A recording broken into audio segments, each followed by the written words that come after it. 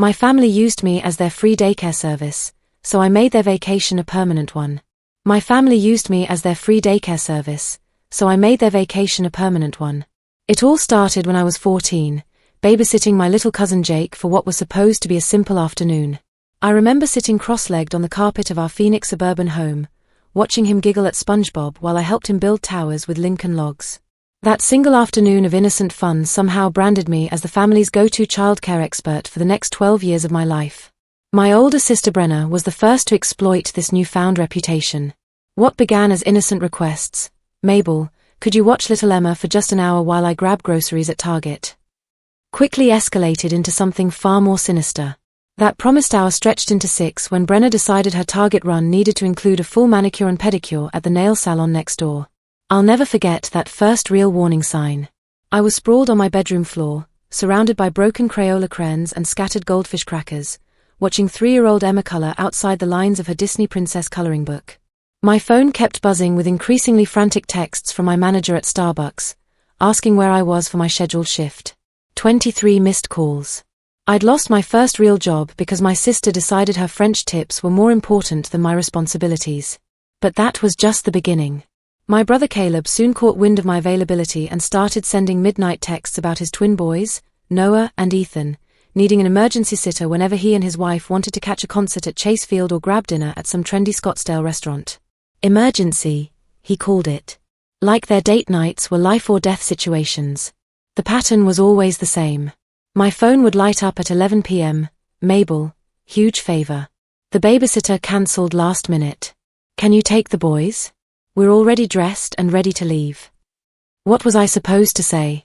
These were my nephews. I loved them. But I was drowning in their parents' selfishness, one emergency at a time. When I left for Arizona State University, I thought distance would solve everything. I was wrong. Dead wrong. My dorm room at Temp became their extended childcare facility. Brenna would drive 45 minutes just to bang on my door and dump Emma, sometimes with her younger brother Connor in tow, for entire weekends. No advance notice. No asking if I had plans. Just expectation wrapped in family obligation. The breaking point during college came during my anniversary dinner with my boyfriend Josh at Olive Garden. We were sharing breadsticks and talking about our future when my phone exploded with calls from Brenna. She was screaming about some fabricated emergency, demanding I come get the kids immediately. Josh watched the romantic candlelight flicker across my conflicted face as I tried to balance the phone against my ear while apologizing to him. He set down his fork, looked me dead in the eyes, and said the words that still haunt me, "Mabel, I can't do this anymore. You're never really here with me. You're always at their beck and call." That night, as Josh walked away from our relationship, I realized my family wasn't just taking advantage of me, they were stealing my entire life, one babysitting session at a time. After graduation, I thought moving into my own apartment in Temp would finally give me the boundaries I desperately needed. I was working at a marketing firm downtown, finally building a real career, finally becoming the independent woman I'd always dreamed of being. My tiny one-bedroom apartment with its IKEA furniture and plants on every windowsill felt like freedom. That freedom lasted exactly 3 weeks. I came home from work one Tuesday to find my front door unlocked. My heart hammered against my ribs as I pushed it open, expecting to call 911 about a break-in. Instead, I found Emma and Connor sprawled across my living room floor, watching Paw Patrol on my TV while eating my leftover Chipotle directly from the containers. Toys were scattered across my coffee table like a tornado had hit Toys R Us. "Aunt Mabel." Emma squealed, running to hug my legs with sticky fingers. "Mommy said we could play here today." That's when I discovered the truth that made my blood run cold. My parents had secretly made copies of my apartment key and distributed them to Brenna and Caleb like I was some kind of community resource. My mother later defended it as family helping family, but it felt like the ultimate violation of my privacy and autonomy. The pattern became my nightmare routine. I'd drag myself home after long days at the office, only to find random combinations of kids camped out in my space. Sometimes it was just Emma coloring at my kitchen table. Other times, I'd discover all 4 kids, Emma, Connor, Noah, and Ethan, had transformed my home office into a fort made from my work documents and throw pillows. My carefully organized life began crumbling. Important client presentations got delayed because I couldn't access my computer, buried under pillow fort architecture. My boss, Mr. Henderson, started giving me concerned looks during staff meetings. The breaking point came when he pulled me aside after I'd missed another crucial deadline. "Mabel," he said, adjusting his glasses with that disappointed expression I'd grown to dread, "you need to figure out your priorities. This job requires focus and reliability. Lately, you've been scattered." How could I explain that my family was systematically destroying my professional credibility? How could I tell him that my own relatives were sabotaging my success by treating my home like their personal daycare center? The financial burden was crushing me too. My grocery bills tripled because 4 kids could demolish a week's worth of food in a single afternoon. My utility bills skyrocketed from constant TV watching and iPad charging. I was essentially funding a daycare I never agreed to operate. But the emotional toll was worse than the money. I stopped dating because no man wanted to walk into my apartment and find random children watching Frozen for the 100th time. My friendships withered because I could never make solid plans. There was always a chance I'd come home to find my space occupied by tiny humans I was expected to supervise. I started having anxiety attacks every time I approached my apartment building, never knowing what I'd find behind my own front door. The key my parents had given my siblings wasn't just opening my apartment, it was unlocking my growing resentment and rage. The worst part? My family acted like I should be grateful for the privilege. 3 months ago, everything changed forever. I woke up on what should have been a peaceful Saturday morning in my quiet apartment, planning to sleep in and maybe catch up on some Netflix shows I'd been meaning to watch. Instead, I heard voices in my living room, children's voices, laughing and chattering like it was Christmas morning. Still in my oversized Arizona Cardinals t-shirt and fuzzy slippers, I stumbled out of my bedroom rubbing the sleep from my eyes. The scene that greeted me in my living room made my heart stop cold. Emma, Connor, Noah, and Ethan were all sprawled across my couch, eating bowls of my Lucky Charms cereal while watching Saturday morning cartoons. Their little suitcases were lined up against my wall like they were checking into a hotel. "Aunt Mabel," Noah shouted, his face lighting up. "We're having a sleepover." That's when I saw it, the note on my kitchen counter that would change everything. My hands were shaking so badly I could barely hold the paper steady enough to read it. The handwriting was Brenna's, but the content was pure family betrayal. "Mabel, hope you don't mind watching the kids for a few weeks. We know you love spending time with them. We've all decided to take a family cruise to the Mediterranean. It's been planned for months. We knew if we told you ahead of time, you'd just make it difficult and try to talk us out of it. The kids know you'll take good care of them like you always do. There's $200 on the counter for expenses. Thanks. Love, the family." I read those words over and over, each time feeling like someone was pouring ice water directly into my veins. A few weeks. A Mediterranean cruise. Planned for months. Without telling me. Without asking me. They had literally left the country and abandoned their children with me like I was some kind of live-in nanny they could book without consultation. $200. 4 weeks of childcare. For 4 kids. I did the math in my head. That wouldn't even cover groceries for a week, let alone everything else these children would need. "Are you making pancakes, Aunt Mabel?" Emma asked, tugging on my t-shirt with syrup-sticky fingers. "Daddy said you make the best Mickey Mouse pancakes." That innocent question broke something fundamental inside me. These beautiful, trusting children had no idea their parents had just abandoned them. They thought this was a fun adventure, a special treat to spend time with their favorite aunt. They had no clue they'd been dumped like unwanted luggage so their parents could sip wine on a cruise ship in the Mediterranean. Standing there in my living room, surrounded by suitcases and the evidence of my family's ultimate betrayal, I felt 12 years of suppressed rage finally reach its boiling point. They thought they were so clever, escaping to Europe while leaving me to clean up their parental responsibilities. They thought I'd just roll over and accept this like I always had before. But they made one crucial mistake in their calculation. 12 years of forced babysitting had taught me everything about child welfare laws, custody requirements, and exactly what authorities look for when investigating child abandonment cases. They wanted a vacation from their parental duties. I was about to make it permanent. I stood in my kitchen for a full 5 minutes, staring at that note while my mind raced through possibilities. The kids were happily watching cartoons, completely oblivious to the storm brewing around them. But I wasn't angry at them. I was furious at the adults who had put us all in this impossible position. First, I needed evidence. 12 years of being taken advantage of had taught me to be thorough and methodical. I made the kids their Mickey Mouse pancakes just like Emma had requested, and while they ate, I started my documentation process. "Hey guys," I said, pulling out my iPhone and switching to video mode, "want to play a fun game? Tell me about all the other times you've stayed with Aunt Mabel." Their faces lit up with excitement. Kids love talking about their adventures, and they had no idea they were about to provide me with the most damaging testimony possible. Oh. Connor raised his sticky hand like he was in school. "Remember when Mommy dropped us off for 3 days and forgot to bring our toothbrushes?" Emma nodded enthusiastically. "And that time when I had strep throat and Mommy said you'd take better care of me than she could?" Noah chimed in, "Daddy always says you're better with us than the real babysitters because you don't charge money."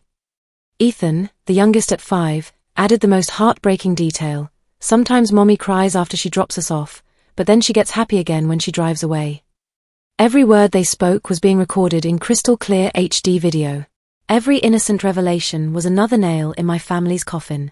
These children were unknowingly providing evidence of a pattern of neglect and abandonment that had been building for years. After breakfast, I carefully photographed everything: the suitcases lined up against my wall, the pathetic $200 in crumpled bills, and most importantly, that note with its casual admission of abandonment. I took pictures of my apartment lease showing I wasn't a legal guardian. I documented the lack of any official custody paperwork or emergency contact information beyond my own phone number. Then I made the call that would change everything. "Maricopa County Child Protective Services, this is Jennifer speaking." "Hi," I said, my voice steadier than I felt. "I need to report 4 abandoned minors. Their parents left them with me and flew to Europe without any guardianship paperwork or legal custody arrangements." The intake worker's pen stopped scratching. Can you repeat that? Did you say the parents left the country?" "Yes. I have a note from the parents stating they've gone on a cruise to the Mediterranean. They left 4 children, ages 5 through 8, with no legal documentation, no emergency contacts except myself, and $200 for expenses that they claim will last for weeks." The silence on the other end of the line stretched for what felt like hours.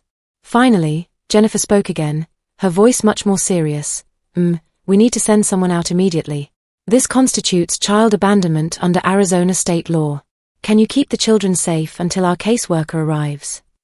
"Of course," I said, watching Emma help Ethan build a tower with my couch cushions. "They're safe. But their parents need to face consequences for this." Within 2 hours, my apartment would be swarming with social workers, and my family's European vacation would become their worst nightmare. The doorbell rang at exactly 2:17 p.m. I know because I'd been watching the clock obsessively, my stomach churning with a mixture of anxiety and determination. The kids were napping on my couch after their sugar crash from pancakes and cartoons, looking like innocent angels who had no idea their world was about to change forever. I opened the door to find a woman in her 40s with kind eyes and a serious expression, carrying a leather briefcase and wearing a badge that read Janet Morrison, CPS caseworker. Behind her stood a uniformed police officer whose presence made everything feel suddenly, terrifyingly real. "Ms. Rodriguez?" Janet asked, consulting her tablet. "I'm here about the report of abandoned minors." The next hour felt like watching my life through someone else's eyes. Janet examined every piece of evidence with the methodical precision of someone who'd seen too many cases like this. She photographed the suitcases, read the note 3 times, and counted the measly $200 with visible disgust. "In 12 years of doing this job," she said, carefully placing the note in an evidence bag, "I've never seen parents document their own abandonment so thoroughly. This note is basically a confession." She interviewed each child separately, and their innocent answers painted an even worse picture than I'd imagined. Emma told Janet about the time Brenna had dropped her off with a fever and didn't answer her phone for 2 days. Connor described being left at my apartment for a week while his parents went to Las Vegas for a work conference that turned out to be their second honeymoon. The twins revealed that Caleb regularly told them I was like their second mom, but free. Noah mentioned overhearing his father joke with friends about how they'd trained me to be available whenever they needed a break from parenting. Each revelation made Janet's expression grow more grim. She wasn't just documenting neglect, she was uncovering a systematic pattern of child abandonment that had been building for over a decade. "Ms. Rodriguez," she said finally, "I need you to understand that these children cannot remain in your care without proper legal guardianship. Since their parents are unreachable and out of the country, and since you're not a licensed foster parent or legal guardian, I have to place them in emergency protective custody." My heart broke watching the kids wake up confused as Janet explained they were going to stay with some very nice people for a little while. Emma started crying, asking why Mommy and Daddy weren't coming to get them.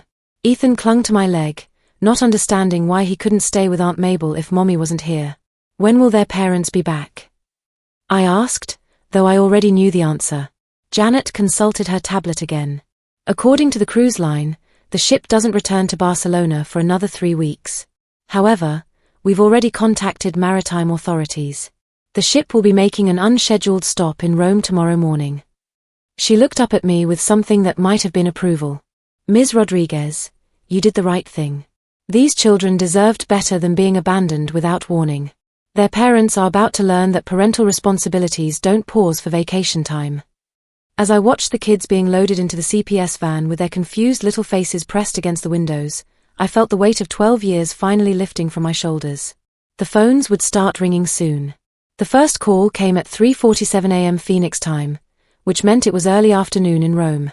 I was lying awake in my finally quiet apartment, staring at the ceiling and wondering if I'd done the right thing, when my phone exploded with an incoming call from Caleb.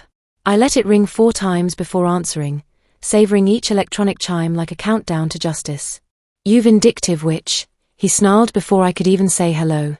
His voice was shaking with rage, but underneath I could hear something else: panic. "Stacy is having a complete breakdown. The twins think we abandoned them.